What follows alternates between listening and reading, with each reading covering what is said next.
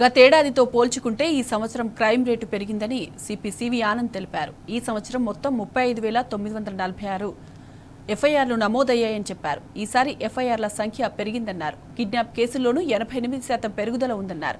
ఆసక్తికి సంబంధించిన నేరాల్లో 67% పెరుగుదల ఉందన్నారు. 4,042 సైబర్ క్రైమ్ కేసులు నమోదు చేశామని సివి ఆనంద్ వెల్లడించారు. ఈ మేరకు ఈ ఏడాదికి సంబంధించిన క్రైమ్ రిపోర్ట్ను ఆయన విడుదల చేశారు. మనం చూసుకుంటే ఆస్తికి సంబంధించిన నేరాలు దాంట్లో 67% పెరుగుదల ఉంది. అంటే సింపుల్ థెఫ్ట్స్, టెక్నికల్ డెకాయిటీస్ ఏవైతే ఉన్నాయో నేను వివరాలు తెలియజేస్తాను. కానీ డిటెక్షన్ పర్సంటేజ్ ఏదైతే ఉందో అది 59% ఉంది. గత సంవత్సరం పోల్చుకుంటే అది 67% ఉంది. రికవరీ పర్సంటేజ్ 58% ఉంది. Last year it was 74%.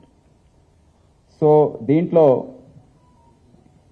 Murder for gain, dacoity, robbery, snatchings, thefts ఇవన్నిట్లో కూడా మనం పెరుగుదల చూస్తూ ఉన్నాం. దాంట్లో ఎస్పెషలీ రాబరీ కేసెస్లో గణనీయంగా పెరుగుదల ఉంది. ఎందుకంటే మొబైల్ స్నాచింగ్స్ ఇవన్నీ కూడా రాబరీలో దాన్ని నమోదు చేయడం జరిగింది. ఇంకో అంశం సైబర్ క్రైమ్. మనందరూ తెలుసు, కొత్త బెడద, కొత్త ముప్పు ప్రజలకు ఉన్నది సైబర్ క్రైమ్తో. విపరీతంగా డబ్బు పోగొట్టుకుంటున్నారు ప్రజలు. ఎంత చెప్పినా, ఎంత అవేర్నెస్ సెషన్స్ చేసినా ఆ ట్రెండ్ కంటిన్యూ అవుతూ ఉంది.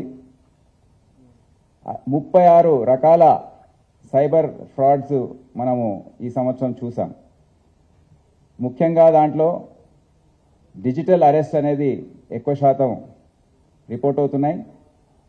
డిజిటల్ అరెస్ట్లో దాదాపు 100 కోట్ల రూపాయలు పోగొట్టుకుంటున్నారు. అదేవిధంగా మాదక ద్రవ్యాలు, నార్కోటిక్స్ గురించి చెప్పాలంటే అది హెచ్నోని పూర్తి స్థాయిలో ఇప్పుడు రివైవ్ చేయడం జరిగింది. దాని స్ట్రెంగ్త్ కానివ్వండి, దాని ఆపరేషన్ సీక్వెన్స్ ఇవంతా కూడా చేసి ఈ సంవత్సరం దాదాపు 322 కేసులు నమోదు చేశారు.